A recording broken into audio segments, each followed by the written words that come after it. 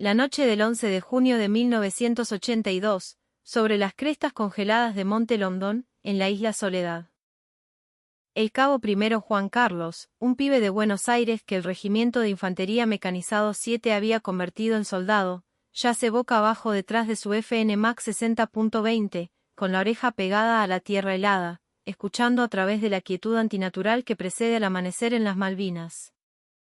El viento, un cuchillo helado que sopla sin piedad desde el Atlántico Sur, aúlla sobre las rocas y la turba empapada.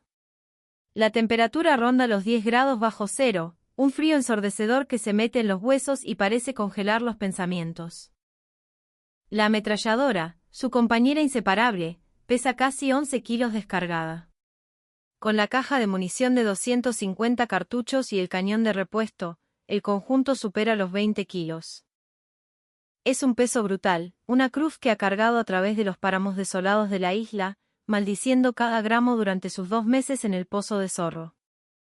Pero en aproximadamente 90 segundos, cuando 200 paracaidistas británicos del tercer batallón emerjan de la oscuridad a menos de 100 metros de su posición, cada onza de ese peso demostrará su valor. Juan Carlos aún no lo sabe, pero está a punto de disparar más de 1.400 proyectiles en 6 minutos de combate ininterrumpido. Está a punto de quebrar una ofensiva de élite y demostrar por qué el arma que todos sus compañeros aman y temen a la vez, el arma que llaman con reverencia, la negra, es posiblemente la ametralladora más decisiva de la guerra. La MAG, oficialmente la ametralladora de propósito general FN Max 7,62 mm, tiene una reputación entre la tropa argentina que es a la vez de respeto absoluto y de camaradería sufrida. La llaman la MAG o la negra. No es un apodo despectivo, sino uno de familiaridad y reconocimiento. Es negra, pesada, y consume munición con un apetito voraz, pero en el momento de la verdad, es la que dicta las reglas.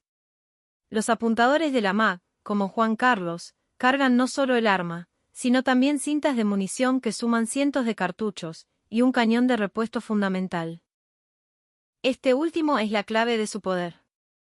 El arma se calienta de una forma tan intensa que el cañón debe ser reemplazado después de disparar unos 200 o 300 cartuchos de forma continua para evitar que se deforme o, en el peor de los casos, explote. Es una carga física inhumana, especialmente en el terreno malvinense, donde el frío agota tanto como el calor tropical, y la turba, ese colchón de tierra y vegetación encharcada, convierte cada paso en una batalla contra el fango helado. Pero a pesar de las quejas en las largas guardias, del dolor en los hombros y la espalda, nadie que haya entrado en combate en serio desearía que la negra no estuviera allí. Porque cuando el infierno se desata, cuando las trazadoras rojas de los británicos empiezan a cortar la noche, la negra es la razón por la que los soldados argentinos sobreviven, y el enemigo no. La evaluación inicial de los británicos sobre el armamento argentino, y sobre quienes lo empuñaban, estaba teñida de un exceso de confianza profesional. Un informe de inteligencia del 3 Para, capturado semanas después, lo dejaba claro: la fuerza argentina está compuesta en gran parte por conscriptos con entrenamiento básico. Si bien están equipados con la excelente ametralladora FN MAG, la misma que nuestra L7A2 GPMG. Su doctrina de uso parece rígida y predecible. El peso del arma y la cantidad de munición requerida para el fuego sostenido limitan su movilidad, haciéndolos vulnerables a tácticas de flanqueo rápidas. Se espera que los apuntadores de ametralladora argentinos establezcan posiciones fijas, que pueden ser identificadas y neutralizadas con fuego de mortero o misiles antitanque. Su dependencia de una potencia de fuego masiva es un reflejo de su falta de iniciativa táctica a nivel de escuadrón. Esta evaluación era tácticamente lógica en el papel, pero estratégicamente catastrófica en la práctica. Capturaba la superficie, el peso, la complejidad, el perfil del soldado conscripto, pero se perdía por completo la esencia, la capacidad de fuego sostenido que, en manos de un pibe aterrorizado pero decidido, transformaba por completo el cálculo del combate. Juan Carlos aprendió el valor de la negra de la manera más dura. Su bautismo de fuego, 2 semanas después de desembarcar en las islas, fue en una escaramuza cerca del Monte Kent. Su sección avanzaba en columna por una ladera rocosa cuando los fusiles L-1A1 SLR de los Royal Marines abrieron fuego desde posiciones ocultas en las alturas. El sonido seco y potente de los 7.62 británicos era inconfundible. En segundos, 2 de sus compañeros cayeron. El resto se lanzó a la turba, buscando cobertura tras las rocas mientras devolvían el fuego con su fal. Pero el fuego de fusil, por más intenso que sea, es un fuego direccional. Apuntás, disparás, apuntás, disparás. Contra un enemigo bien atrincherado es difícil conseguir un impacto decisivo. Fue entonces cuando la negra cambió la ecuación. Juan Carlos montó el bípode sobre una roca, sintiendo el metal helado pegado a su mejilla. Su asistente, un pibe correntino al que apodaban Migue, ya estaba colocando la primera cinta de munición en la bandeja de alimentación. Juan Carlos tiró de la palanca de carga, sintiendo el retroceso del resorte, y apretó la cola del disparador. Un torrente de 800 balas por minuto comenzó a rugir, desgarrando el aire helado y destrozando las matas de yerba donde se escondía el enemigo. No estaba apuntando con precisión a un solo hombre, estaba creando una zona de muerte, un área de la ladera donde nada podía sobrevivir. Una ráfaga de 20 cartuchos. Un leve giro de la cadera para cambiar el arco de fuego 10 grados. Otra ráfaga de 20. En menos de 30 segundos, Juan Carlos había vaciado 100 balas en un área de no más de 20 metros cuadrados, justo donde se originaba el fuego enemigo más intenso.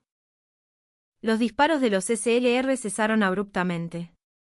No porque Juan Carlos hubiera acertado a cada soldado británico, sino porque el volumen de fuego, la densidad de plomo cortando el espacio, hacía físicamente imposible que nadie levantara la cabeza para devolver los disparos. El enemigo tenía 2 opciones: permanecer pegado a la tierra y vivir, o asomarse para disparar y morir. Eligieron la primera. La emboscada se había desmoronado. Para esos la negra, pibe, le dijo su sargento, Gómez, un veterano con la piel curtida por 1000 vientos patagónicos, mientras le daba una palmada en el casco. No es un fusil de francotirador, es una cosechadora de zona. Poné suficiente metal en el aire y el enemigo no puede moverse, no puede disparar, no puede hacer nada más que esperar a que lo maten o rajarse. Eso, pibe, es potencia de fuego. Y la potencia de fuego gana las guerras. La L-7A2 GPMG británica, su prima hermana, operaba bajo la misma filosofía. Era, en esencia, la misma arma. Pero la diferencia crucial en la noche de Longdon no sería el arma, sino la desesperación y la determinación del hombre que la disparaba desde una posición defensiva y fija. Los paracaidistas británicos eran una fuerza de asalto, dependían de la movilidad y el SOC. Tenían su GPMG, pero las usaban para dar fuego de apoyo mientras sus secciones de fusileros maniobraban. La doctrina argentina en Monte Longdon, forzada por las circunstancias, era diferente. La ametralladora no era apoyo, era el muro. Era la línea inexpugnable sobre la cual se rompería la marea del asalto. La clave de ese muro era el sistema de cambio rápido de cañón de la FNMA, una lección aprendida de la MG-42 alemana en la Segunda Guerra Mundial e incorporada como una característica central del diseño belga. Cuando el cañón se sobrecalentaba hasta el punto de brillar con un tenue color cereza en la oscuridad, un fenómeno que ocurría después de unos 200 o 300 disparos continuos, el proceso para cambiarlo era una danza mecánica y desesperada que duraba apenas unos segundos. El asistente de ametrallador, Migue en este caso, liberaba la palanca de seguridad del cañón situada en el lado izquierdo del arma. Con un movimiento rápido, Juan Carlos retiraba el cañón al rojo vivo usando el asa de transporte, arrojándolo a la nieve o la turba donde siseaba furiosamente. Migue, con las manos protegidas por guantes de amianto, ya tenía el cañón frío de repuesto listo. Lo insertaba en su lugar, Juan Carlos cerraba el mecanismo de bloqueo, y la ametralladora volvía a estar lista para escupir muerte. Todo el proceso, bajo el estrés del combate y con los dedos entumecidos por el frío, no debía durar más de 10 segundos.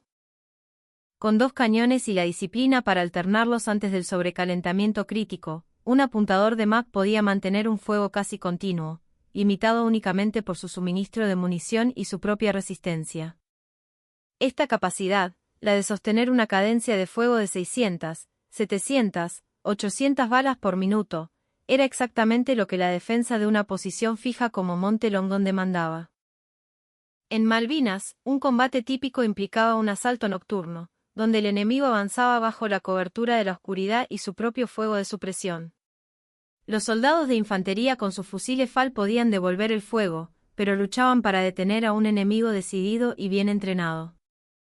Pero la negra, escupiendo fuego sostenido, creaba una barrera de plomo infranqueable. Trazadoras verdes salían del cañón de Juan Carlos, dibujando arcos luminosos en la noche, creando una red mortal en la que cualquier movimiento era suicida. Esto permitía al resto de la infantería argentina mantener sus posiciones, reorganizarse o concentrar su fuego, mientras la negra mantenía al enemigo clavado al suelo. El impacto psicológico de la MAG en fuego sostenido era inmenso. El sonido, un martilleo profundo, rítmico, un latido gutural de 10 a 12 disparos por segundo, era inconfundible. Para las tropas argentinas, era un sonido tranquilizador, el rugido del perro guardián que los protegía. Significaba que la potencia de fuego amiga estaba funcionando. Para los paracaidistas británicos, era aterrador. Significaba que la posición que atacaban iba a ser barrida por una tormenta de metal. Los informes de interrogatorios a prisioneros capturados en batallas posteriores revelan un respeto a regañadientes. Un teniente del 2 Para, capturado tras la batalla de Gubrín, le dijo a sus interrogadores: subestimamos la determinación de sus conscriptos, especialmente la de los apuntadores de ametralladora. La FN MAG es un arma formidable. Cuando una de ellas abre fuego de forma sostenida, no te podés mover.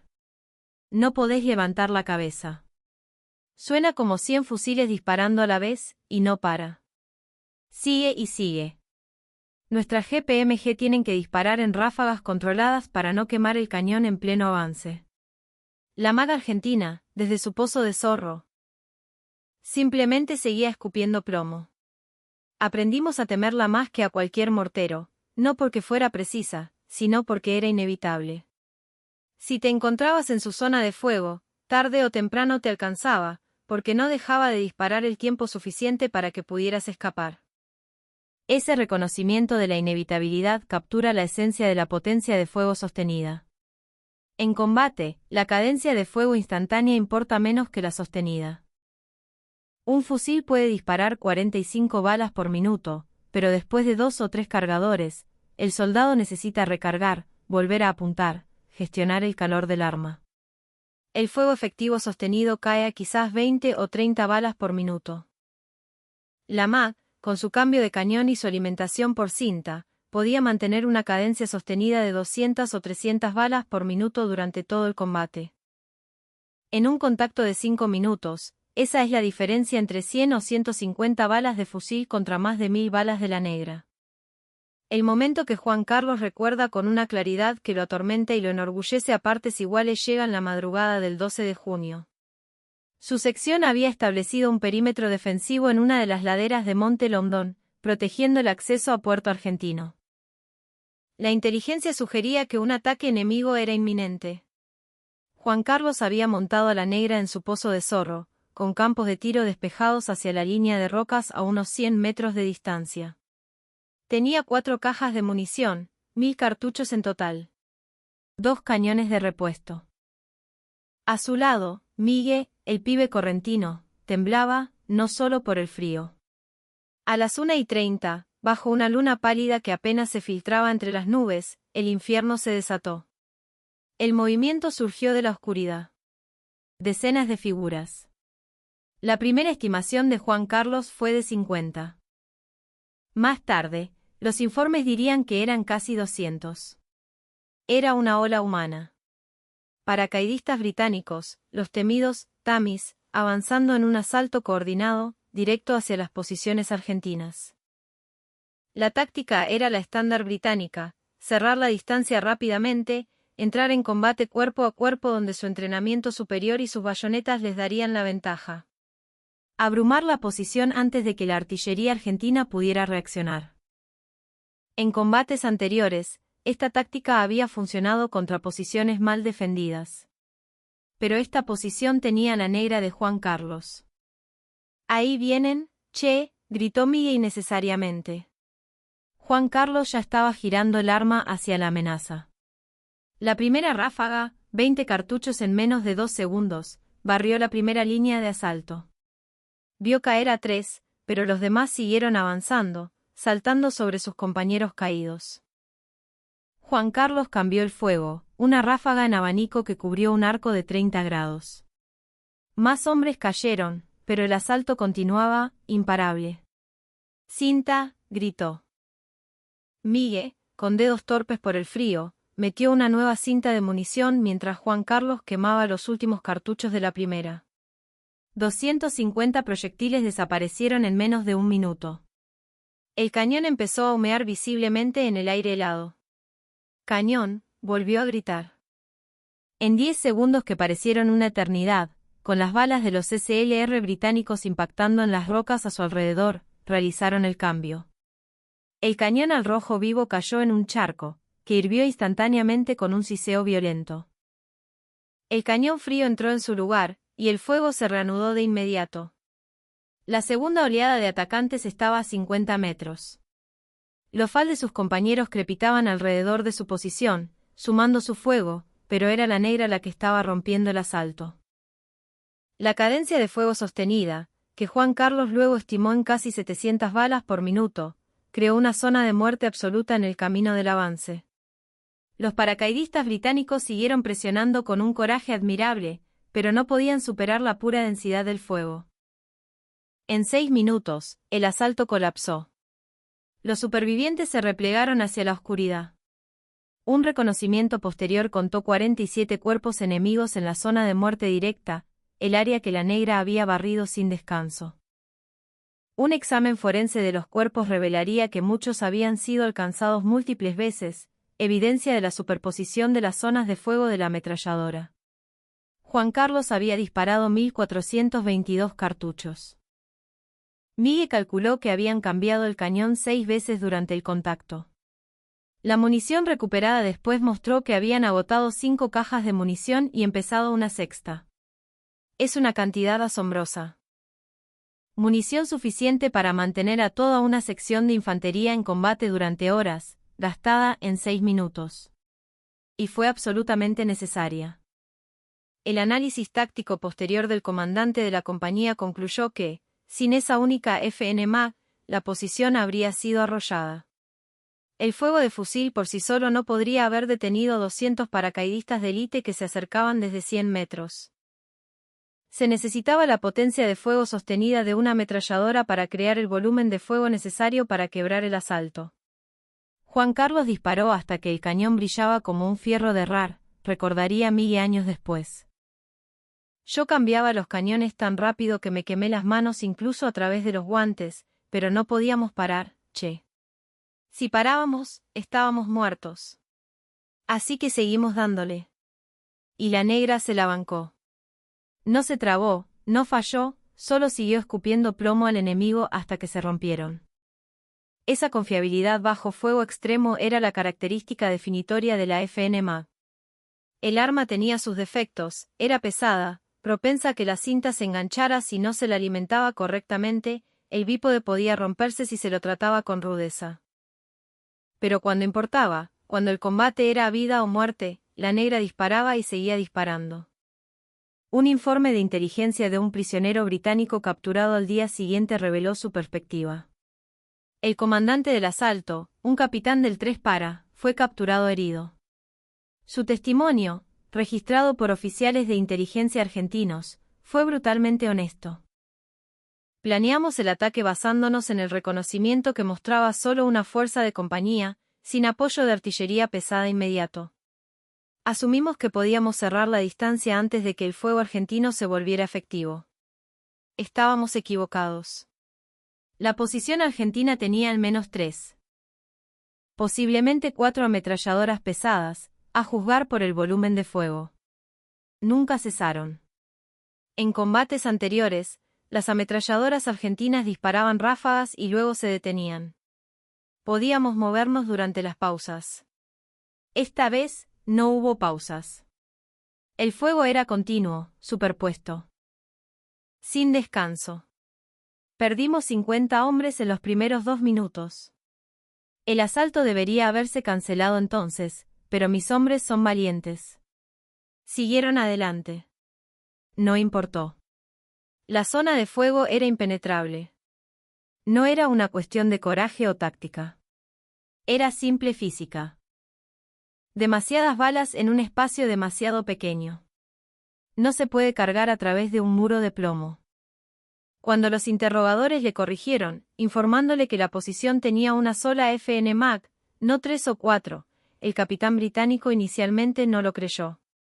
Imposible, dijo. Ninguna ametralladora puede mantener esa cadencia de fuego. Deben haber sido varias armas. Una demostración posterior de la capacidad de la Mag en fuego sostenido con cambios de cañón lo convenció. Entonces hemos subestimado por completo su capacidad, admitió. Una ametralladora que puede hacer el trabajo de 4 cambia todo el cálculo táctico. Este cambio en el cálculo táctico se reflejó en las tácticas británicas posteriores.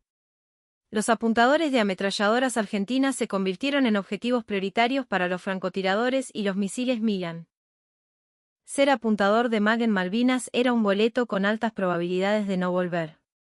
Cargaban un arma distintiva, gastaban munición copiosamente revelando su posición, y representaban una amenaza desproporcionada para las fuerzas enemigas. Pero los pibes se ofrecían voluntarios de todos modos, porque entendían el valor del arma. Juan Carlos sobrevivió a la guerra y regresó a Buenos Aires. En una entrevista para un documental, muchos años después, reflexionó, odiaba cargar a la negra.